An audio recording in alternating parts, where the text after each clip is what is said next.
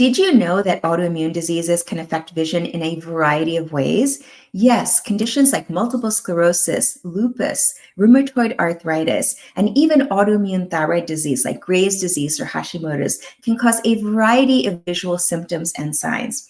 Well, today we're going to be exploring one particular autoimmune disease that can affect vision by causing double vision and droopy eyelids. Now, this particular disease is called myasthenia gravis. And we're going to be approaching it on the IQ podcast, not from the scientific perspective, not from the provider perspective, but from a patient's perspective. I'm so excited to bring a special guest onto today's IQ podcast who's actually been diagnosed with myasthenia, and she's going to be sharing with you her journey with this condition and all the treatments that she's tried and also how she's been doing. So I'm so excited to welcome this special guest, not only a patient, but also a friend and colleague. So stay tuned for today's IQ podcast, Eye on Myasthenia, a patient's journey. Welcome, welcome, welcome, everyone. Welcome to another episode of the IQ podcast, where you can gain insights into vision and brain health and raise your IQ. So today we're going to be talking about a pretty rare autoimmune condition that can affect vision, known as myasthenia gravis. Now, I say it's pretty rare. In the general population, yes, it's pretty rare. But when it comes to my patient population, particularly in neuro-ophthalmology, I see a lot of myasthenia. I take care of myasthenic patients every single day. But today we're going to be approaching myasthenia not from the perspective of a provider or a scientific perspective. We're actually going to be hearing from a patient with myasthenia. So I'm really, really excited for today's guest on the podcast, Nitika Chopra. Nitika Chopra is the founder and CEO of Chronicon and the Chronicon Foundation, dedicated to empowering individuals with chronic illnesses. With a personal journey marked by psoriasis and psoriatic arthritis diagnoses since childhood, Nitika turned her experiences into a force for change. Her entrepreneurial spirit led her to host her own TV show, Naturally Beautiful, and organize over 100 transformative events. Nitika's influence extends to partnerships with major brands like Google, Microsoft, and Bristol Myers Squibb, where she advocates for the chronic illness community. So I am so excited to welcome Nitika to the IQ podcast. Thank you so much for joining us, Nitika. Yeah, thanks so much for having me. I'm so excited to be here.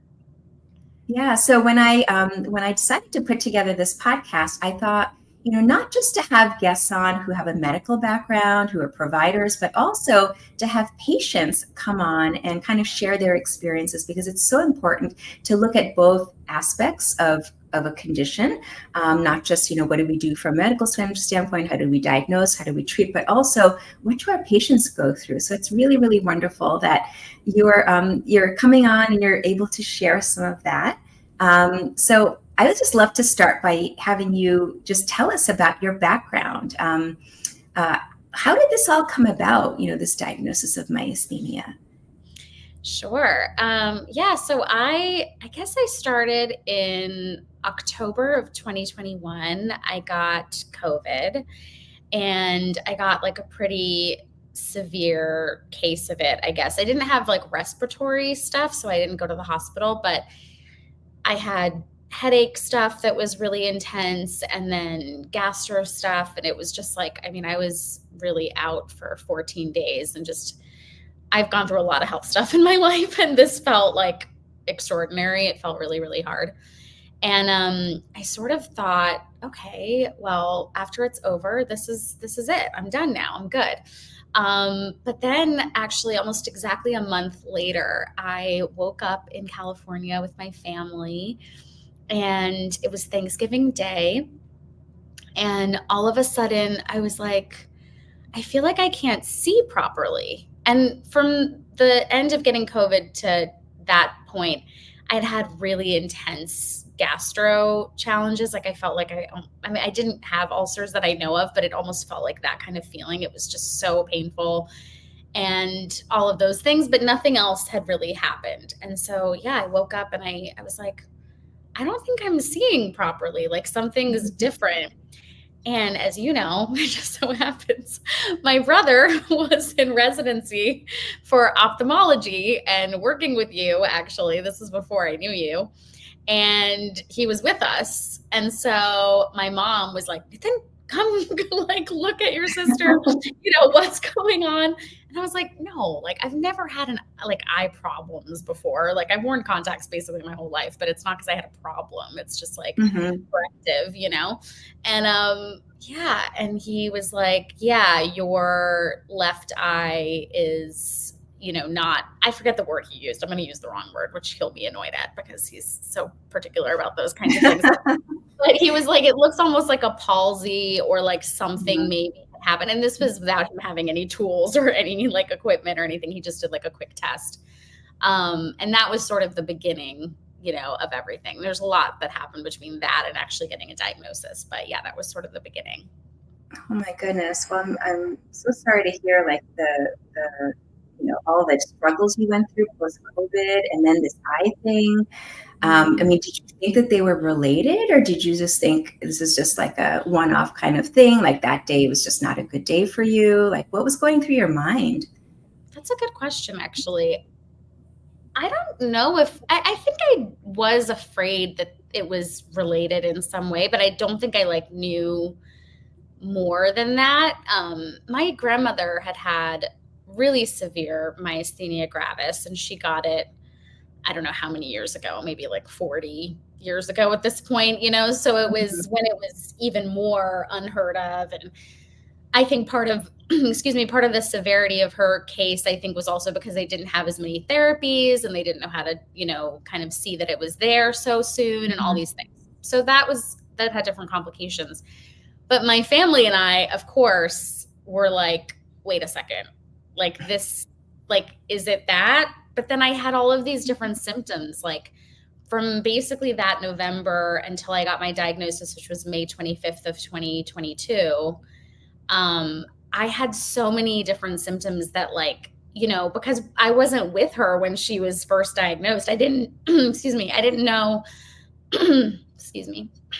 I wasn't with her when she was first diagnosed, so I didn't know like what those symptoms could look like. I just knew, like what she was like at the end, So I stopped being able to smile. I stopped being able, I was seeing double like for months, but it was so erratic too. It was like one day I would be, seeing double and it would last for like 2 weeks. And then all of a sudden I'd wake up and I'd be like, oh, I think I see okay, And then so that was actually key. Like, from a doctor's perspective, when a patient says there's kind of all this weird stuff going on and it's every day it's changing, or even sometimes from like hour to hour it can change, that really throws it, it's unusual, right? So it's kind of hard to pinpoint when the symptoms are fluctuating like that. But that is one of the cardinal features of myasthenia.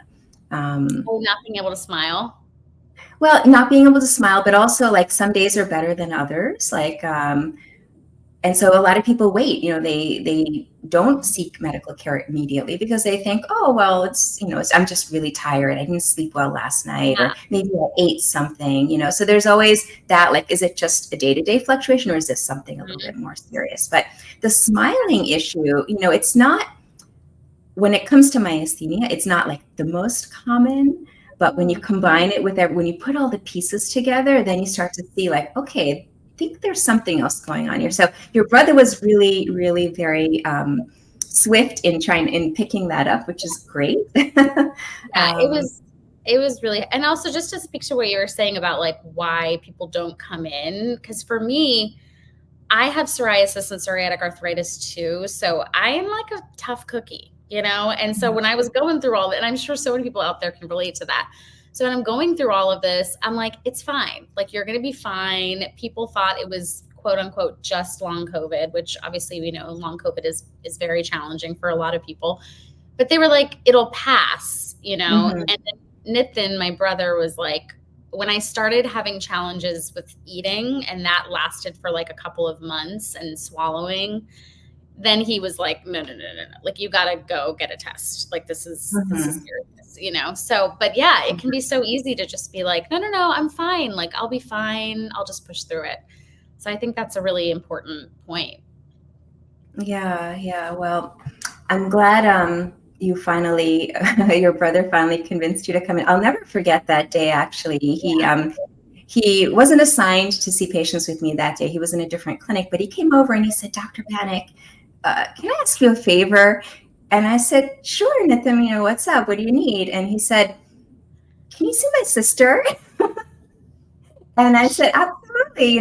Tell me what's going on." So he told me the story and I was like, "Okay, well, why don't you have her come in like, as soon as possible?" And he said, "She's already here. She's, she's I already brought her in. She's in the room, like around the corner." I said, "Okay, bring her over, bring her over." And I remember the first time we met, and it's quite scary. I mean, I would love for you to share that, like going through, like, okay, so you started with certain symptoms and then it kind of developed or it morphed into something more, like trouble swallowing. That's pretty significant. So what was going through your mind at this time?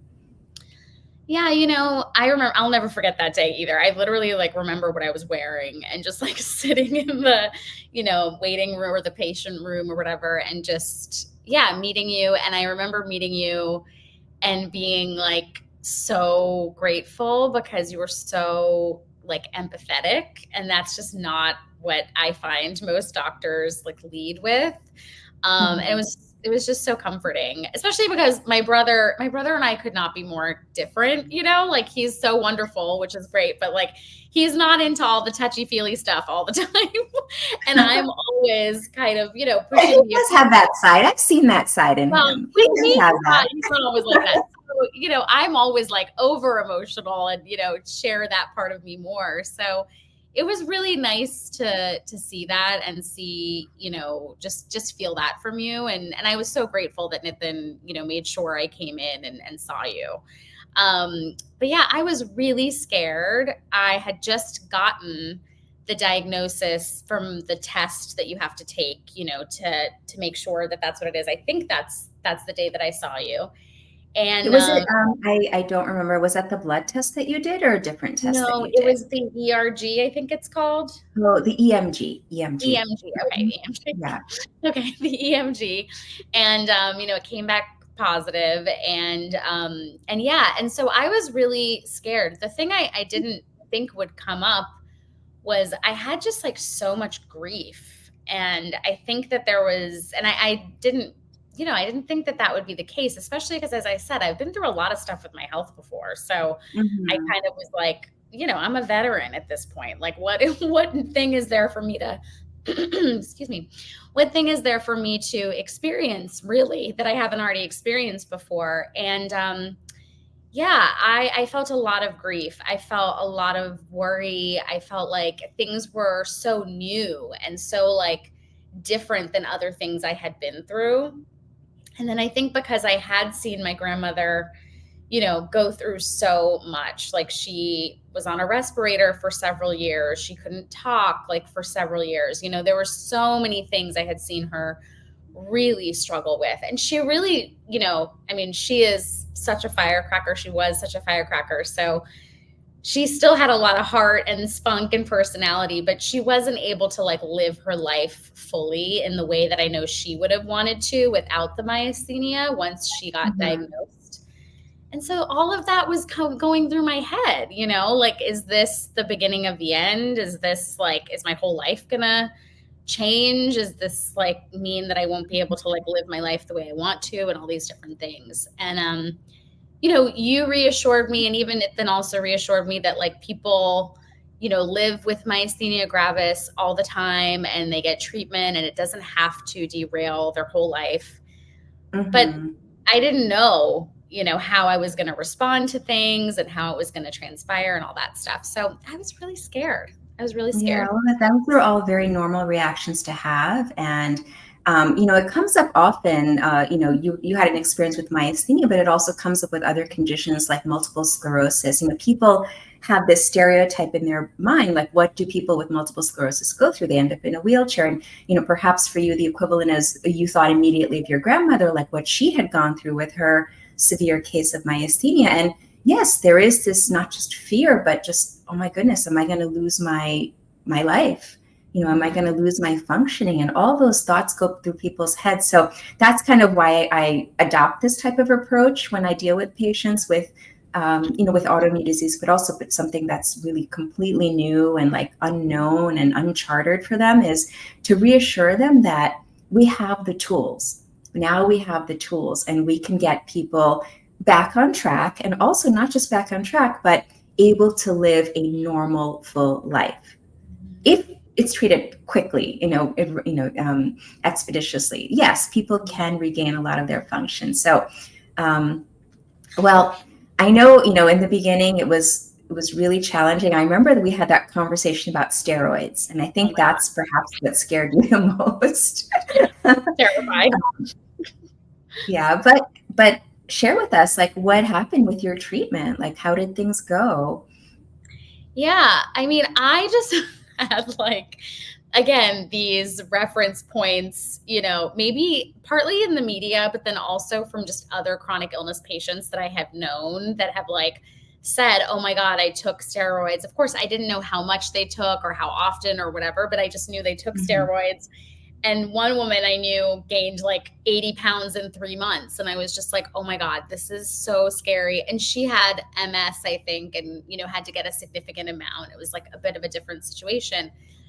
But I haven't always had the best experience with medicines. Like I feel like I'm very sensitive.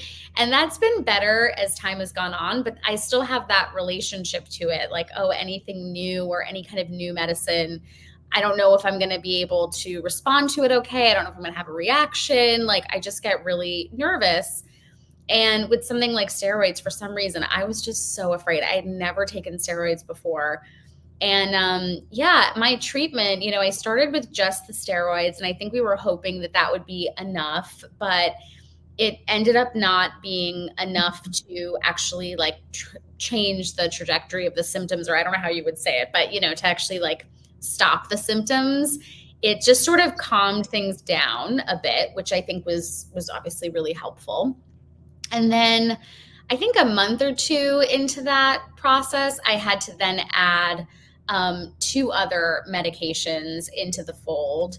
And I actually ended up having to be on steroids for 18 months, and not at the same high dose that I was on initially, but I sort of Mhm. was on a high dose initially and then had to slowly, slowly, slowly, slowly taper down. And yeah, and now I was on 3 meds and now I'm on 1 medication, and I'm actually like about to go off of the 1 medication that I'm even on. Oh my Yeah, goodness, I so was on. amazing. I Wow. know, I know. Congratulations. That is phenomenal. So amazing. I know when we last spoke, I think it was perhaps like a year ago, and you were Yeah, deciding kind of which medication to transition to. So I'm so glad, number one, you chose to do the steroids, because there are some people who really, they don't want to put that type of medication in their system, and it's much harder to manage them. But you were agreeable to it, and yes, it's not easy being on steroids because so many potential side effects. But ultimately, if you think about your health in the long run, it's what got you through that initial difficult period and stabilized you.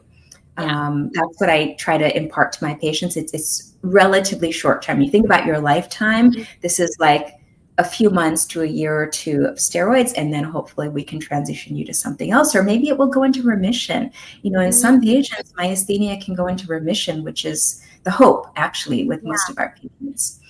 Yeah, that's what my neurologist has said, is where I'm at now. We're going to kind of see for sure once I totally go off of these meds. But I mean, touch wood, I haven't had any like reactions or any symptoms. And I went down from like 3 pills of the medication I'm on to 2.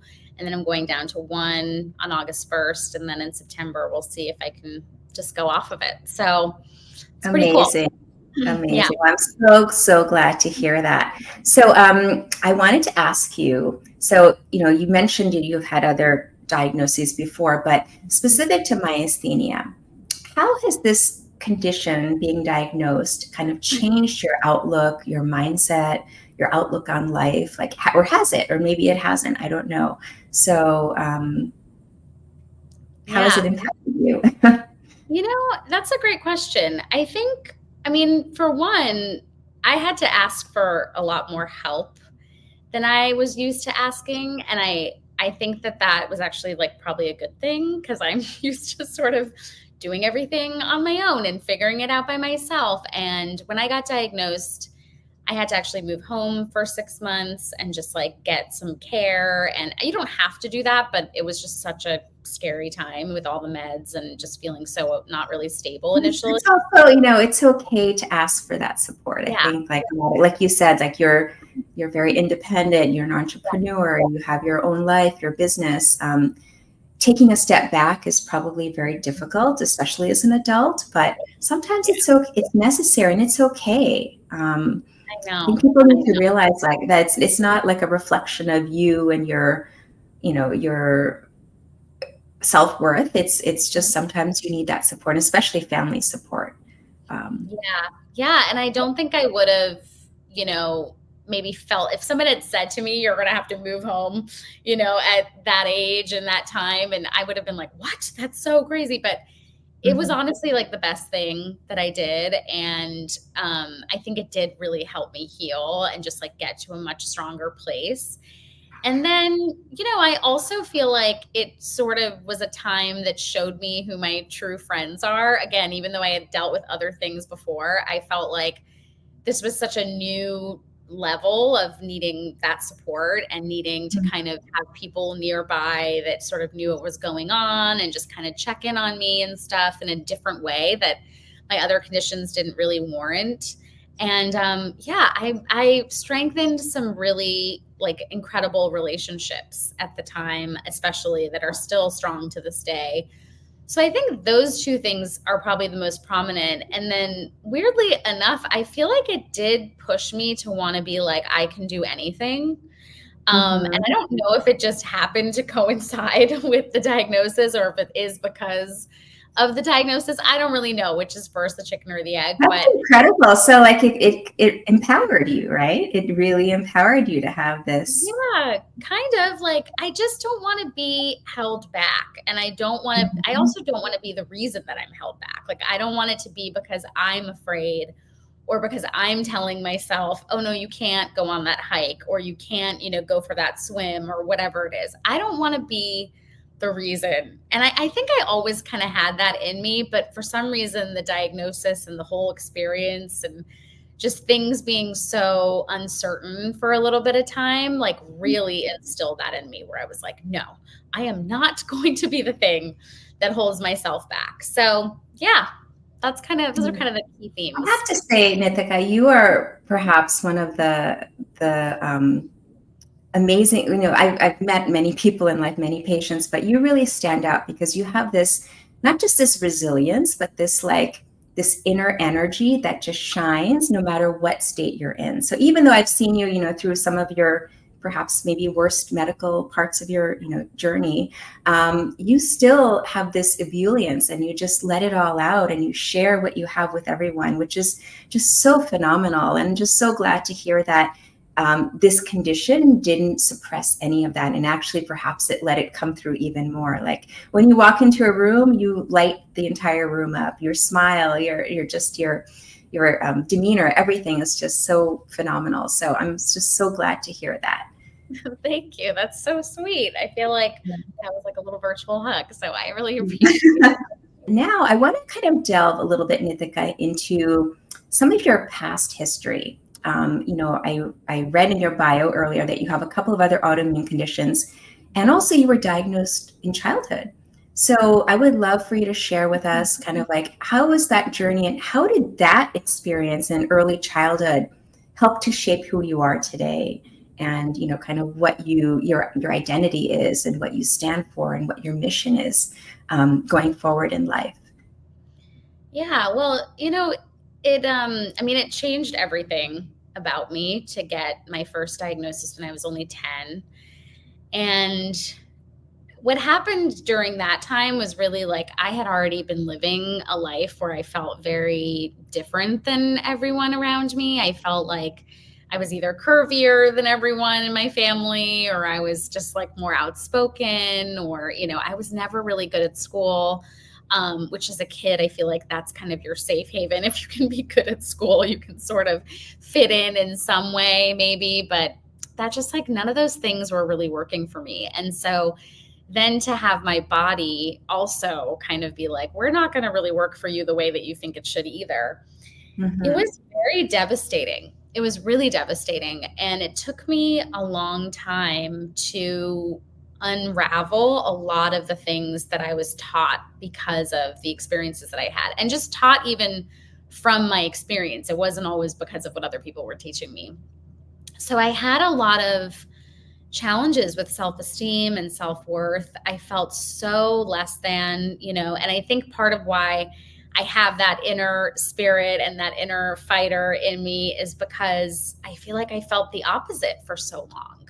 A Mm-hmm. lot of times people think, oh, like things must have been so easy for that person. Like they seem happy or they seem full of joy or whatever. And I honestly think it's usually quite the opposite. It's usually when you've been through a lot of challenging things, it kind of makes you focus on what's really important and have relationships in your life that are truly fulfilling and things like that. So I really struggled for a really, really, really long time. I would say, for the first 2 decades of being diagnosed with my first chronic illness, I was in my, teens and my 20s, and I didn't really know who I was without being sick. And I had to really learn about myself in all of the ways that had nothing to do with my illnesses. And so it was like a long journey for sure. Mm-hmm. Wow. Well, your story is just so inspiring, because I know, especially at that age, to be diagnosed with a chronic illness, it's not easy in so many ways, not just physically, but mentally, socially, in every aspect. And you did you find that strength within yourself, or do you think it was already there and you just had to re-tap into it? Was it, it's just something that evolved in you, this part of your being? I think it definitely evolved. I think when I was in my early 20s, I met a couple of key people that sort of showed me a bit about mindfulness and happiness and things like that, which was really helpful. And then Mm-hmm. when I was first diagnosed, I would say the first decade, honestly, my grandmother, who I mentioned, she really helped me so much because she had always had that fighting spirit. Like she went through so, so, so much with her body, and you would never hear her complain or feeling sorry for herself. I mean, I would always say she had a tracheotomy, when she would have like diamonds around her tracheotomy. She was just like, such a queen. Like it was like, nothing ever happened. And so Mm-hmm. we talk about this a lot. And I had a very visible condition. My psoriasis covered my entire body, like 98% of my body. So it wasn't something I could hide from people.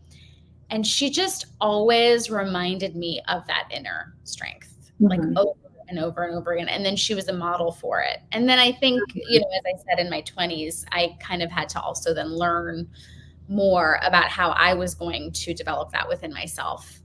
Mm-hmm, mm-hmm. You mentioned, meeting some people who introduced you to mindfulness and those types of practices.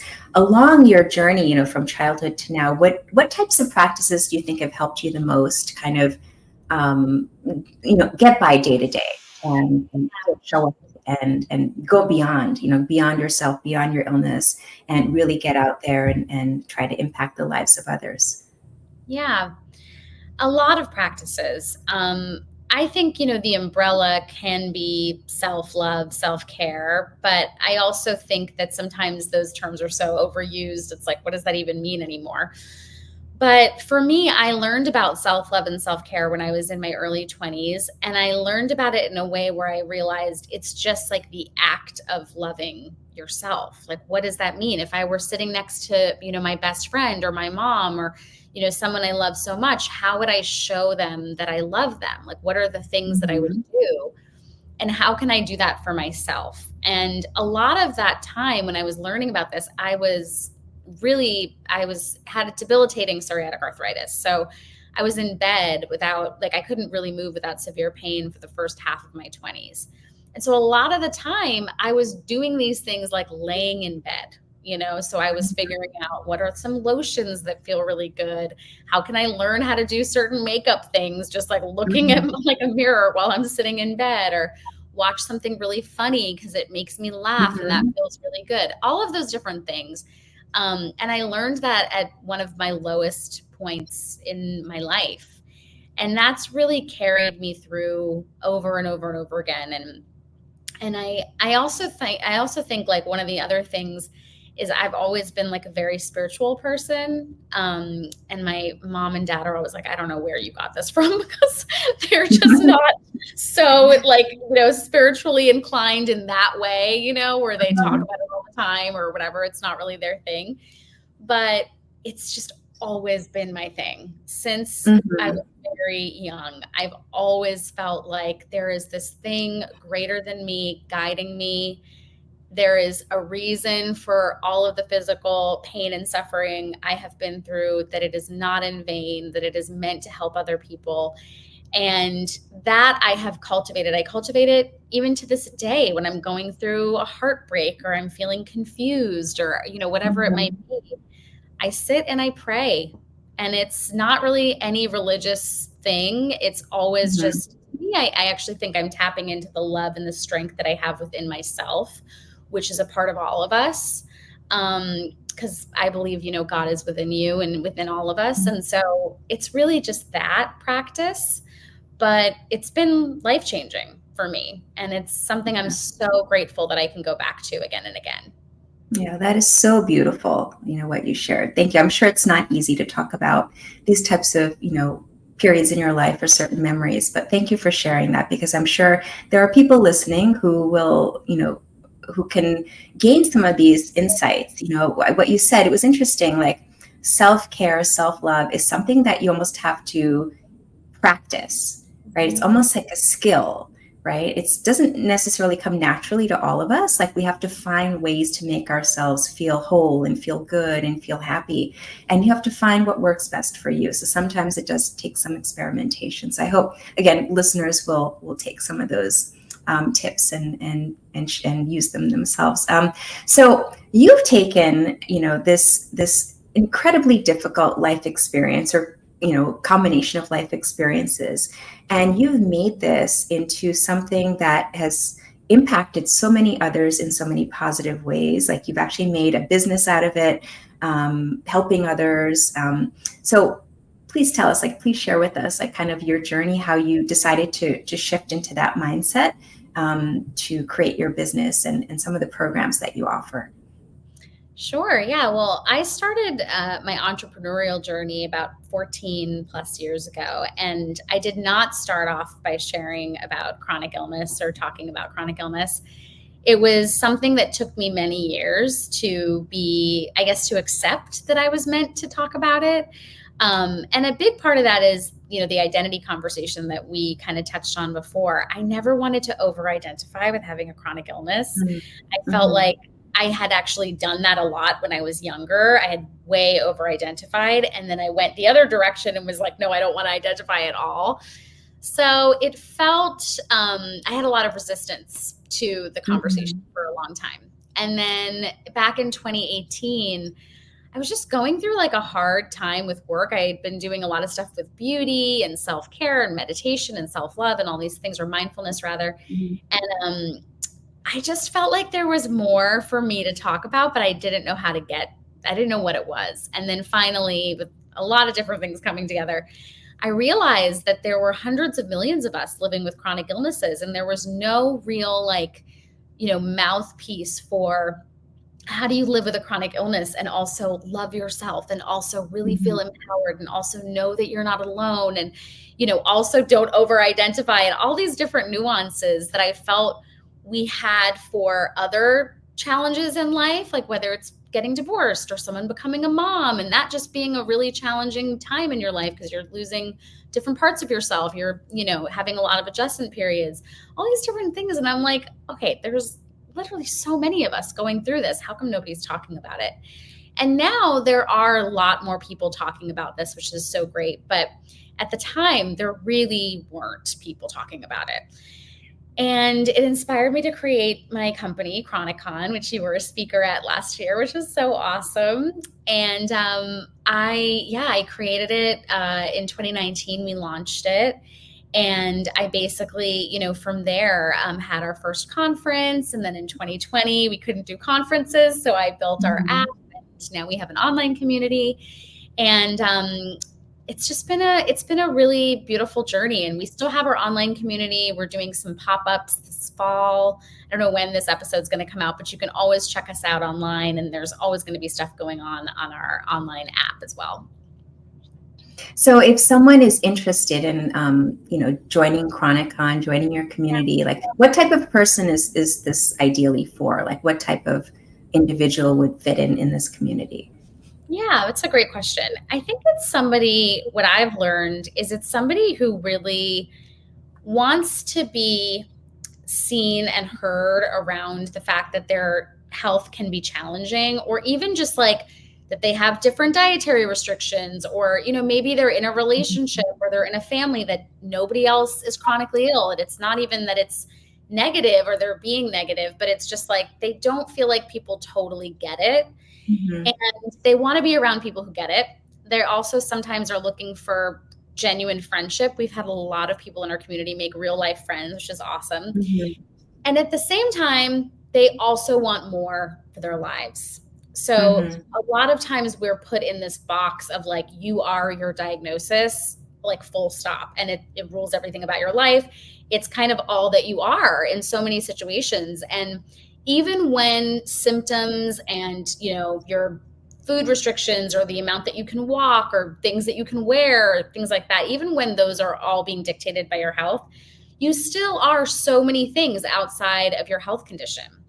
And so Chronicon is really a place where people can come and be seen and heard for what they're going through. But we really focus on the empowerment and like living beyond your disease at the same time. Mm-hmm. So there's events and content and all of that every day. Yeah, I just love so much what you've created out of your own experiences and your own kind of challenges. When I spoke at Chronicon, I just looked out and saw the people who were attending, and it was just so phenomenal to see the community, the camaraderie, the support out there. And not everyone had the same condition, right? Because there's a whole broad range of conditions. That's also really unique because, of course, there are lots of advocacy groups out there, patient support groups out there, but usually the groups tend to center around a particular condition. But this is across the board. It doesn't matter where you're coming from, you can come into this community and get the support you need. So it was just so incredible to see that. I don't think I've ever seen that type of an event put together